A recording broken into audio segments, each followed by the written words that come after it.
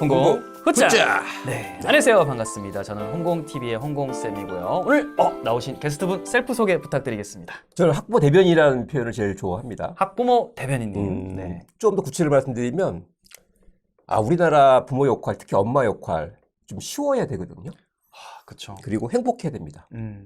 그런 사명감을 가지고 오늘도 이 자리에 홍공쌤하고 즐거운 마음으로 좀 이야기를 나누러 왔습니다. 네, 좋습니다. 이 박재원 소장님 사실은 제 채널에도 사실은 여러 번 출연을 해주셨고 학부모님들도 대변 많이 해주셨고 특히나 이번에 또 이렇게 책을 또 쓰셨더라고요. 네. 이 책 짧게 좀 소개를 하자면 이게 중위권 학부모를 위한 공부 진로 진학인데 이게 중위권에 대해서 왜 쓰게 됐나요? 보통은 상위권 많이 쓰잖아요.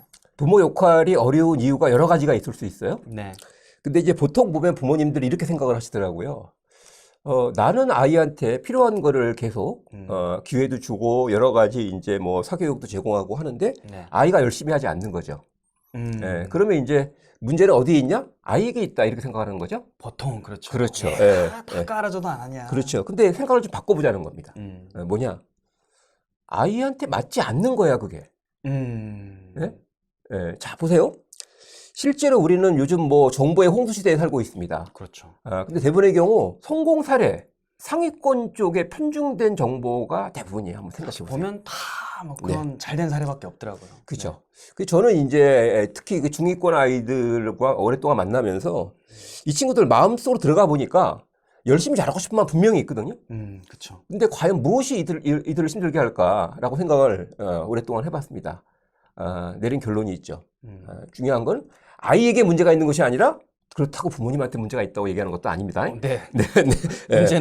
문제는 뭐냐? 정보가 오염되어 있는 거죠. 좀 더 구체적으로 말씀드리면 지금 현재 부모 역할에 엄청난 정보가 필요합니다. 근데 이제 그 정보들이 대부분의 경우 뭘까요? 상위권 편향에 빠져 있는 정보들이기 때문에 거기에 아이가 잘 적응하지 못하는 거죠. 그냥 그런 이제 문제 의식을 가지고 오래 고민을 했는데요. 중요한 것은 이제 그렇다 그래서 새로운 방향을 잡기가 쉽진 않아요. 굉장히 어렵죠. 왜냐면 우리 사회에 그렇다면 이제 중위권은 어떻게 살아야 되느냐? 학교 생활을 어떻게 하고, 대학은 어떻게 가고, 앞으로 직업은 어떻게 될 것이냐? 여기에 대해서 거의 관심이 없습니다. 사실 저도 들어본 적이 없는 거예요. 그렇죠. 어떻게 하면 상위권이 되나? 요거는 그렇죠. 있지만. 근데 이제 그거를 오랫동안 부모님들과 같이 뭐 공부도 하고 여러 가지 실천도 하고요. 또 커뮤니티 활동도 하다 보니까 어느 순간 길이 보이더라고요. 그리고 이런 거 있잖아요. 이거 어떻게 설명하지 이걸? 이거 분명히 알려야 되는데? 그렇죠. 그리고 많은 분들이 이 혜택을 누려야 되는데? 그렇죠. 이런 사례들이 쌓이면서 조금 이제 뭐 자신감도 좀 생겼고요. 그동안 나도 이제 뭔가 상위권에 초점을 맞췄던 것이 아닌가 이런 반성과 동시에 우리 사회에 좀 건강한 대안. 저는 중위권이 충분히 이런 생각도 들더라고요. 한번 생각해 보세요. 굳이 상위권이 되지 않아도 중위권으로 더 멋진 인생을 살면 되는 거 아닌가요? 야, 이거는 사실 이 시청자분들이 어떻게 생각할지가 되게 궁금한 발언이긴 한데 오늘 좀 토크를 하면서 좀 구체적으로 좀 풀어주시면 좋을 것 같고요. 사실 이제 우리 박지원 소장님 같은 경우는 뭐 별명을 좀 조사를 해보니까 뭐 대치동 박보살이라든지 여러 또 유명하시고 또 활동 많이 하시고 뭐 TV도 이렇게 많이 하셨는데 자 일단은 오늘 첫 번째 그러면 우리 1편에서는 이제 성공 사례를 쫓으면 이제 실패하는 이유라고 했고 이제 공부편에 대해서 인터뷰를 해볼 건데요. 첫 번째 이제 문제는 딴 게 아니라 이제 공부 상처다. 라고 이렇게 규정을 하고 있어요. 문제는 공부 상처다. 과연 이제 공부 상처가 무엇이고 그거에 대해서 어떤 생각을 갖고 계신가요? 그 2차 대전 당시에 이런 얘기가 있습니다. 혹시 들어보셨는지 모르겠는데 전투기가 아니라 전폭기 있죠? 전폭기면 이게 그렇죠. 폭탄을 투하하고 이제 귀환을 하죠.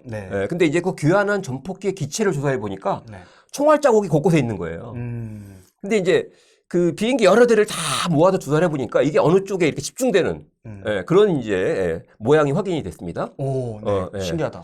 뭐 꼬리하고 날개 쪽에 주로 총알 자국이 많은 거죠. 그래서 이제 그걸 조사해서 이렇게 하려고 한 거죠. 비행기의 이쪽 부분에 주로 총알 자국이 많으니까 뭐 항공기 제조 회사에 얘기해서 그쪽 부분을 집중적으로 보강하면 그러면 뭔가 항공기 안전이 도움이 되겠죠, 그죠? 통계적으로 접근한 그렇죠, 거네요. 그렇죠. 그 당시에는 제가 볼 때 아주 기발한 발상인 것 같습니다.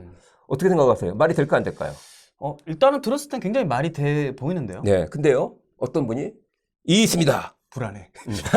불안해. 뭔가 뒤집어질 것 같아요. 자, 보세요. 격추된 비행기는 포함되지 않았죠.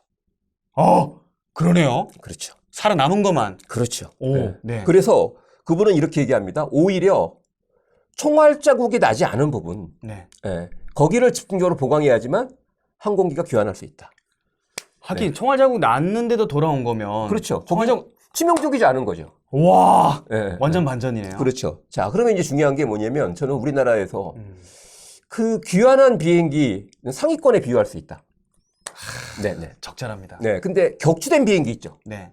애들이 중하위권 아이들이에요. 특히 중위권 아이들이에요. 네. 근데 우리는 그쪽에 관심조차 없어요. 그러니까. 왜 격추됐는지 관심조차 없다는 겁니다. 네. 자, 그와 관련된 얘기들이 우리 사회에 소중한 것들이 좀 있어요. 여러 가지가 있는데 그 중에서 제가 이제 제가 존경하는 김현수 소아 청소년 정신과 전문의 그분이 이제 그 격추된 아이들을 정말 지금도 만나고 계신 분이거든요. 아픈 아이들, 네. 마음이 아픈 아이들, 네. 자기 삶의 주도권을 잃은 아이들 있지 않습니까? 네네. 그 아이들과 오랫동안 이제 이야기를 나누면서 공부 상처라는 걸 이제 찾아낸 거죠. 바로 비행기가 추락한 요인입니다. 그럼 실질적인 요인이네요. 진짜. 그렇죠. 네.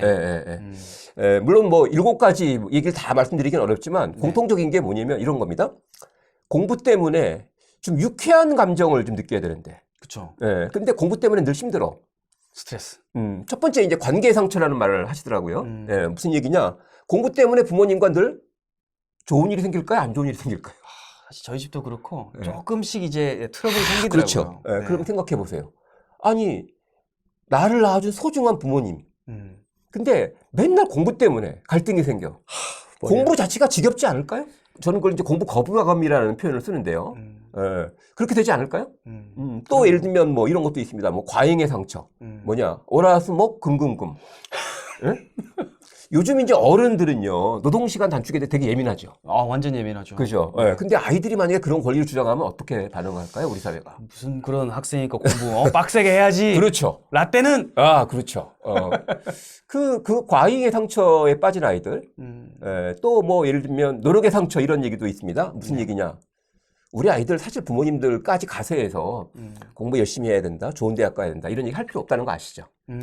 그렇죠. 충분히 경쟁의 압력에 시달리고 있잖아요. 그렇죠? 이미 딱 들어가면 숨 막히잖아요. 그렇죠. 네. 그러다 보니까 이제 가끔 나름대로 계획을 세우죠. 그래서 좀 기대를 한 거야, 성적. 아이가 본인이. 그렇죠. 노력한 만큼 성적이 나올 거다. 근데 아시다시피 특히 우리나라 고등학교 전 세계에서 제가 볼 적에는 우리나라와 일본밖에 남아있지 않은 철저한 줄 세우기 상대평가잖아요. 녹여져 있죠, 그죠? 그렇죠. 맞아요. 그러니까 내가 노력하더라도 내가 원하는 만큼 성적이 안 나올 수 있죠. 상대방이 더 이렇게 하면 나는 또 밀리는 거잖아요. 그렇죠. 그러다 보니까 이제 그게 바로 성적에 대한 배신감을 느끼게 되고 나는 노력해도 안 되나 보다. 이런 것도 있고요. 또 예를 들면 평가의 상처 이런 것도 있습니다. 무슨 얘기냐? 엄마, 나 이번 좀 잘 봤어. 평균 80점이야. 근데 엄마 1등은 몇 점인데? 이 비교. 그러니까 도무지 노력해도 부모를 만족시킬 수 없을 것 같은 느낌. 그러면서 이제 점점 더 공부로부터 멀어지는 거죠. 그러다 보면 이제 마지막에 가면 이렇게 되는 거죠. 그래도 공부를 해야 된다라는 현실적인 압력은 존재하잖아요. 그렇죠. 벗어날 수는 없죠, 아이들이. 그리고 생존 본능도 있잖아요. 근데 계획대로 안 되죠. 뭔가 나름대로 야무지게 한번 목표를 정해서 계획을 세워보지만 중요한 것은 바로 격추된 이유. 공부 상처가 이미 뭘까요? 마음속에 활력을 빼앗아 갔거든요. 엄청난 스트레스를 유발하고 있지 않습니까? 그렇죠. 그러다 보면 계획한 대로 안 되죠. 네. 그러면서 이제 흔히 하는 얘기. 나는 의지박약아인가 보다. 스스로 자기를 비하하면서 말 그대로 자존감의 바닥이 드러나는 이제 대목이 이제 생기는 거죠. 네. 이제 이런 일들이 지금 현재 저는 제가 알고 있는 뭐 그 외에도 많은 얘기들이 있는데 지금 우리는 특히 중위권 아이들한테 필요한 것은 격추된 아이들, 그 격추된 원인을 좀 누군가는, 그러니까 이런 거 아니겠습니까? 상위권에 늘 밀려. 네. 그죠? 이것도 가슴 아픈 일이죠? 그렇죠. 근데 문제는 뭐냐면 늘 시선이 이런 거야. 너한테도 기회를 줬잖아. 근데 네가 노력하지 않았잖아. 네. 너 엄마가 지금까지 너 학원 돈 얼마 들어갔는지 알아? 왜 이렇게 이게 익숙하지? 이 말이. 또 이제 뭐 또 책꽂이. 야, 너 저 책들 너 아깝지도 않냐? 뭐 등등 제가 여기까지 하겠습니다. 네. 저도 순간 혼나는 줄 알았습니다. 이제 그러면서 끊임없이 자기 이제 격추될 아이들이 얼마나 아프겠어요. 힘들겠어요. 그렇죠. 네. 근데 거기에는 아랑곳하지 않고 끊임없이 아이에게 치료를 묻는 질책하고 뭔가 부정적으로 바라보는 그 시선에 제가 볼 때 아이들이 완전히 갇혀 있다. 네. 알겠습니다. 라는 거죠. 네. 네. 공부 상처. 사실은 대부분의 아이들이 이미 느끼고 있을 거라고 좀 네. 생각을 하고 특히나 이제 격추된 거에 비유를 하니까 네. 정말 알아듣기가 좀 쏙쏙 들어오는데요. 자, 그러면 두 번째 토픽으로 넘어가 가지고 또 사장님께서 중위권 아이들이 그래도 이제 뭐 열심히 이제 공부하는 애들도 있고 막 그렇잖아요. 네. 이 친구들이 열심히 공부하는 이유에 네. 대해서도 저희가 또 한번 이야기를 해볼까 합니다. 그래서 제가 이제 그 외국의 그 주로 성인들이 이제 온라인 학습을 이제 뭐 평생학습 시대에 이제 뭐 코로나 국면이 아니더라도 네. 온라인 학습을 많이 이제 하지 않습니까? 그렇죠. 네, 그에 관련된 되게 중요한 연구가 있어요. 어떤 학습자들은 비교적 쉽게 온라인 학습에 적응을 하는 겁니다. 네, 화면 앞에서도 뭘까요? 오랫동안 집중력을 발휘하는 거죠. 충분히. 네, 네. 근데 이제 안 되는 사람도 있는 거예요. 그렇죠. 네, 이걸 이제 비교 연구하다 보니까 이제 뭐 좀 어려운 말인데 학습 실제감이라는 학습 실제감. 그것도 중요한 게 감입니다. 뭐냐? 공부할 때 어떤 감을 느끼느냐가 중요하더라. 세 가지 보통 얘기하거든요. 네. 첫 번째가 뭐냐면 교수 또는 교사 실제감. 교수, 교사 실제감. 네, 무슨 얘기냐면 내가 지금 온라인 학습을 하고 있지만 누군가가 나를 도와준다라는 느낌이 들어야 된다는 거예요. 그 조력을 받는다는 게 그렇죠. 느낌이. 예, 예. 두 번째가 이제 가장 제가 볼 때 우리나라 학생들한테 부족하고 안타까운 건데 인지적 실제감. 인지적 실제감. 무슨 말이냐? 쓸데없는 거 하는 것이 아니라 나 지금 몹시 중요한 걸 배우고 있다라고 느껴져야 된다는 거죠. 근데 인간 그냥 들어야 되는 친구들은 그게 좀 없겠네요. 그렇죠. 뭐 이거 대충 시간만 때우면 된다? 예, 그다음에 이제 세 번째가 이제 사회적 실제감인데 사회적 실제감. 뭐냐? 나 혼자 외롭게 공부하는 것이 아니라 물론 나 혼자 있잖아요. 그죠? 네. 근데 친구들도 같이 공부하고 있다라고 느껴진다는 겁니다. 약간 소속돼 있는 것처럼 그렇죠. 약간. 네. 근데 이제 학습 실제감이라는 용어를 저는 이제 우리 사회에 공부 감정이라는 단어로 바꿔서 제안을 드립니다. 무슨 얘기냐? 바로 특히 중위권 아이들은 공부에 대한 뭐 패배감, 좌절감, 거부 반응 이런 것들이 이미 가득 차 있기 때문에 그렇죠. 그걸 밀어낼 수 있는 힘이 있어야 돼요. 그렇죠. 극복해야죠. 근데 거기서 이제 중요한 게 있죠.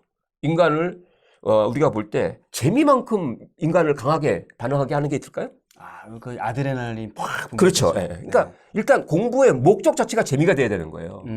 성적을 올리거나 이런 것이 아니라. 첫 번째는 재미. 그렇죠. 그리고 이제 그 인지적 실제감에서 강조하는 의미. 뭔가 내가 뭔가 중요한 것을 지금 배우고 있다라는 느낌. 그다음에 이제 그러고 나서 이제 공부를 하고 나면 느끼는 거 있죠. 정말 멋진 단어 있지 않습니까? 성취감. 성취감. 그렇죠. 뿌듯하게. 그렇죠. 그러니까 이런 감정을 목적으로 해서 공부를 하도록 한 거예요. 그때 이제 중요한 게 목표와 목적이라는 것, 이 두 단어를 보통 혼동해서 쓰잖아요. 그죠? 예. 그렇죠. 근데 이거 구분할 필요가 있어요. 구분해 주십시오. 뭐냐? 목표는 내가 원하는 걸 얻는 거죠. 목표. 뭐 예를 들면 좋은 대학을 간다거나 뭐 이런 겁니다. 그죠? 네. 근데 목적은 뭐냐면 그 일 자체에서 내가 취할 수 있는 거예요. 그 목적은 뭐냐면 바로 제가 볼 적에는 좋은 공부 감정이다. 공부 만족감이다. 구체로 들어가면 재미, 의미, 성취감이다. 이제 이렇게 얘기하면 많은 분들이 또 갸우뚱하시더라고요. 아니 공부도 못하는 것들이 무슨 열심히 하는 게 중요하지 재미, 의미 무슨 개뿔 이렇게 생각하시더라고요. 그럴 수도 뭐 그런 분들도 계시니까. 그렇죠. 네. 근데 제가 볼 적에는 중위권 아이들의 그 공부 상처, 공부 거부감 이런 것들을 밀어낼 수 있는 힘은 공부하는 순간에 재미가 느껴지는 거야. 뭔가 의미가 다가오는 거야. 그러고 나니까 성취감이 느껴져. 이게 아이들을 변화시키는 힘이었다는 거죠. 그 사이클이 있어야 밀어낼 수 있겠네요. 그렇죠. 그래서 오히려 이런 거죠. 우리 아이가 수학을 못해? 판단을 받고 싶죠. 뭐냐? 우리 아이가 수학이 어려운 아이구나. 따라서 수학이 좀 느리다. 그러면 천천히 가면서 재미, 의미, 성취감을 느낄 수 있도록 해주면 중요한 게 뭐냐면 그 아이 마음속에 있는 수학에 대한 공부 상처, 공부 거부감, 시험 뭐 예를 들면 성적 때문에 공부를 해야 된다라고 압박은 받지만 실제 몸은 안 움직이죠. 네, 그렇죠. 그거 있잖아요. 해야지. 근데 결국 안 해. 맞아요. 그렇죠. 네. 바로 그런 현상에서 벗어날 수 있는 거죠. 영어가 힘들어? 그러면 이제 이렇게 바꾸면 됩니다. 목적을 분명히 하자. 특히 중위권 아이들을 살리는 방법. 목적을 분명히 하자. 목적. 바로 유쾌한 공부 감정을 느끼는 거다. 공부하는 순간에 만족감을 느끼도록 하는 것 자체가 목적이 돼야 된다. 그럼 놀랍게도요. 목표는 자동적으로 뭘까요? 선물처럼 주어지는 거거든요. 목적을 이렇게 하다 보면 목표는 어떻게 보면 자연스럽게 얻어지는 거네요. 홍콩생들이 이제 뭐 그 월급 안정적으로 나오는 삶에서 이제 벗어나서 이제 이게 어떻게 지내시는지 걱정되기도 하는데, 물론 제가 더 걱정입니다. 네. 근데 예를 들면 이런 거잖아요. 우리가 일을 할 때 당장 돈을 벌어야 된다? 이거 참 쉽지 않잖아요. 부담스럽고. 근데 예를 들면 내가 일이 즐거운 거야. 신나고 재밌어. 그렇게 해서 열심히 일을 하고 있어. 그렇게 해서 정말 일하는 목적 자체에 충실한 거죠. 신나게 하는 게 이제 목적이 된다. 그렇죠. 그럼 돈 따라오잖아요. 그러면 그렇죠. 입금이 돼 있죠. 그렇죠. 그렇죠. 뭐 그런 거나 뭐 특별하게 다른 이치가 아닐 것 같아요. 맞습니다. 맞습니다. 네. 즐겁게 일하고 계신 거죠? 저 지금 표정 보면 너무 즐겁습니다. 덕업 일치입니다. 그래서 중위권 아이들에게 필요한 것은 당장 아이에게 부담을 느끼도록 하는 것이 아니라 우리 요즘 이제 공감이라는 얘기들을 참 많이 하는데, 그렇죠. 그 격추된 비행기라는 단어 꼭 기억하셨으면 좋겠어요. 우리 아이가 지금 아프구나. 그럼 다시 날아오려면 어떻게 될 것인가. 이 부분에 대해서 좀 새로운 생각을 좀 우리 사회가 했으면 좋겠다. 간절히 말씀드리는데요. 나는 너한테 좋은 기회를 줬거든. 근데 네가 노력하지 않았잖아. 싸우는 거죠, 사실은. 이거부터 오히려 저는 그동안 얼마나 힘들었니. 한편 미안하다. 너한테 맞지 않는 방법으로 너를 힘들게 했구나. 이번 기회에 그렇다면 정말 네가 공부하는 순간만이라도 비록 뭐 당장 중위권이 뭐 상위권으로 이런 건 어렵잖아요. 그죠? 그렇지만 공부만이라도 좀 행복하게 했으면 좋겠다. 이렇게 좀 해주시면 안 될까요? 뭐 충분히 저희 또 홍콩 TV 보시는 분들은 또 이제 굉장히 또 대한민국에 교양이 있으시고 그럴 거라고 길게 믿습니다. 보시는 분들이 많기 때문에 그래서 저도 이렇게 이렇게 편하게 말씀을 드릴 수 있는 것 같아요. 좋습니다. 좋습니다. 자, 그러면 한 개 더 이야기를 해볼까 합니다. 이제 부모님의 또 모습들이 또 다양할 텐데요. 그럼 이제 아이의 방금처럼 이렇게 막 윽박 지르는 부모님도 계실 거고 또 좋은 말씀 해주시는 부모가 계실 것 같은데요. 아이의 이제 공부를 방해하는 부모 혹은 도와주는 부모의 상에 대해서 조금 더 구체적으로 한번 이야기해볼까 합니다. 그러니까 이런 겁니다. 혹시 홍콩쌤도 이제 뭐 예를 들면 어려움을 겪거나 아니면 뭐 본인이 도움을 청하지 않았는데도 불구하고 뭐 예를 들면 학교를 그만두고 이제 사업을 한다. 그러면 이제 훈수 두는 사람들 있잖아요. 훈수요? 근데요. 근데 그때 한번 잘 생각해 보세요. 어떤 사람 일을 들으면 고마워. 그런 경우도 있고요. 반대의 경우도 있죠. 짜증나. 걱정해 주는 것 같은데 사실은 좀 매기는. 그렇죠. 그러니까 우리가 여기서 지금 이제 제가 제일 처음에 제 소개를 하면서 부모 역할 좀 쉬워야 된다, 행복해야 된다라고 할 때 중요한 건 뭐냐면 우리나라 부모들처럼 아이 교육을 위해서 지금도 이렇게 열심히 노력하시는 분들 없습니다. 사실 없죠. 최근 제가 그 통계 자료를 보니까요, 거의 뭐 사교육비 부담은 90% 이상이 느끼는 거예요. 다 느낍니다. 그 얘기가 뭐냐면 아이에 대해서 투자하겠다는 거잖아요. 자기 삶도 중요하지만. 그렇죠. 그 정도면 제가 볼 적에는요. 우리나라 부모들 정도면 그리고 만약에 그 방법이 올바르다면 아이의 공부를 방해하는 것이 아니라 도와주는 역할을 제대로 하고 있다면 아이들은 부모한테 어떤 얘기를 해야 될까요, 평소에? 어머니 아버지 너무 감사합니다. 그렇죠. 하루에 최소한 고맙습니다, 감사합니다라는 얘기를 10번 정도 들어야 되거든요. 이 녀석들. 근데 중요한 게 있죠. 그 얘기는 뭐냐. 고생하고 애쓰고 헌신적인 거 맞는데 아이가 볼 때는 도움이 안 되는 거죠. 그게. 그런 지점이 충분히 있다. 그렇죠. 도움이 안 되는 거죠. 자기가 어렵고 힘든 거는 별로 관심이 없고 늘 말씀드리지만 계속 반복해서 말씀드리게 되는데요. 내가 시키는 건 맞거든. 네가 안 한 거잖아. 계속 이제 오늘 명치를 맞는 것 같습니다. 그렇게 되면 결국 제가 볼 적에 아무리 도와주겠다는 마음을 가져도 실질적으로 아이는 나를 힘들게 하는 부모가 되는 거죠. 애들 입장에서 보면. 그때 정말 주의하실 게 있습니다. 어떤 거요? 홍콩 아이들이 아직 어리잖아요. 그죠? 5학년, 3학년. 네, 그렇죠. 근데 조금 이제 크고 보통 우리가 얘기하는 사춘기. 안 돼! 그러면 이제 뭐 사고 치는 얘기를 해요. 그러면 이제 앉혀놓고요. 이제 하나하나 이제 설명해 주는 거죠. 이건 안 된다, 이건 안 된다, 이건 안 된다. 부모 말이 다 맞아요. 근데 중요한 건 그 아이는 그걸 어떻게 받아들일까요? 좀 뭐라고 해야 될까? 약간 좀 잔소리처럼 느낄 것 같긴 한데. 걱정됩니다, 홍콩님. 잘 들으세요. 꼭 기억하셔야 됩니다. 뭐냐면 그 순간 관계가 급격히 악화됩니다. 악화된다. 악화돼. 그게 문제예요. 뭐냐? 잘 생각해 보세요. 내가 분명히 살아가는 모습이 있는데 예를 들면은요, 이렇게 설명하면 좀 쉽게 다가가. 학교에 교사로 계실 때 교장님 불러가지고요. 허준 쌤, 이거 문제 아니야? 내가 볼 때 이게 잘못된 건데 학생 지도를 그렇게밖에 못해? 내가 이 수업에 대해서 아이들한테 얘기 들어보니까 별로 재미가 없대는데 예, 예를 들면 그렇게 만약에 계속 조목조목 따져가지고요. 네, 갑자기 그때 좀 기억이 나는 것 같습니다. 그죠? 예. 만약에 그랬다면 네. 예. 교장 선생님하고 가까워질까요? 멀어질까요? 물론 이제 인사는 하고 나오겠지만 네. 마음은 진짜 정말 천리밖에 그렇죠. 있겠죠. 그러니까 이게 이렇게 되는 겁니다. 부모님이 자칫 잘못하면요 이런 거예요. 아이 입장에서 부모님과 대화를 나눌수록 나는 어리석은 사람이 되는 거예요. 네? 나는 한심한 인간이 되는 거예요. 이거 옳고 그름의 문제가 아니거든요. 네.